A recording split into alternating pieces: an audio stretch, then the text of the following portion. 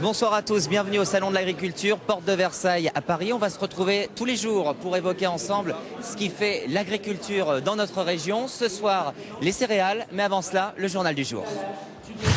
Après le chef de l'État samedi, c'est Jean-Marc Ayrault qui est venu fouler les allées du Salon de l'Agriculture ce lundi.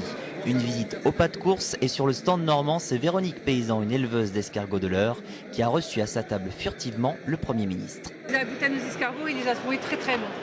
Donc ça c'est vraiment important pour nous d'avoir une personnalité qui goûte à nos escargots, ça c'est vraiment le plus pour nous. Un peu plus loin, la recette du canard au sang à la rouennaise en présence de l'Ordre des Canardiers. L'association a été fondée il y a 17 ans. Son but, sauvegarder la grande cuisine de tradition. La culture culinaire rouennaise passe évidemment par la recette du canard originaire de Duclair. Et forcément, c'est saignant. On se retrouve donc pour évoquer la filière céréalière. En Haute-Normandie, ce sont 12 000 emplois, 42% des surfaces agricoles. Nous sommes la deuxième région en termes de rendement pour le blé tendre et l'orge. On voit tout cela en détail avec Olivier Flavien et Olivier Vincent sur le stand de la ferme de l'Odyssée végétale. Quand on est haut comme trois pommes, les tracteurs, ça fascine. Alexandre a 8 ans, des envies de devenir agriculteur, monter dans une moissonneuse-batteuse, c'est un rêve de gosse.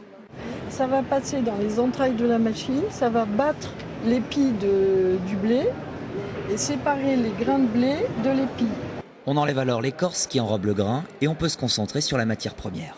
Du blé, du colza, du maïs,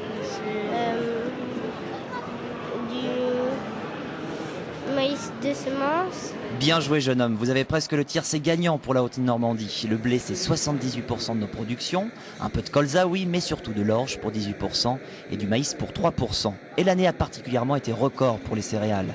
Les prix ont grimpé, plus 18%, de quoi assurer des revenus plus que corrects aux céréaliers. La moyenne en 2012 c'est 36 500 €. En ce moment, nous sommes dans une période favorable au cours des céréales. Alors les céréales sont un marché, aujourd'hui on est payé sur nos céréales à partir d'un cours mondial. Voilà. Et cette année 2012 a vu quelques accidents climatiques dans certaines régions du monde. Et c'est pour ça qu'on a une envolée, on peut même parler effectivement cette année d'envolée des cours de céréales.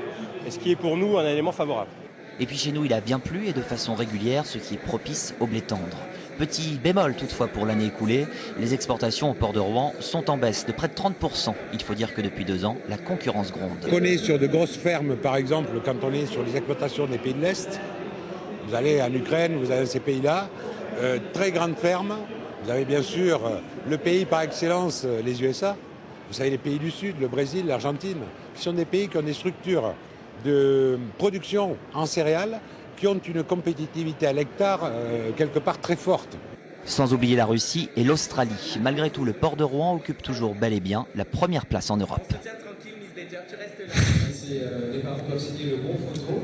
Alors que les Normands ne m'en veulent pas, là c'était de l'huître marraine Oléron, mais demain c'est promis on parlera de produits normands, de l'huître normande, mais surtout de coquilles Saint-Jacques et on essaiera de savoir comment se porte la ressource en Haute-Normandie. À demain.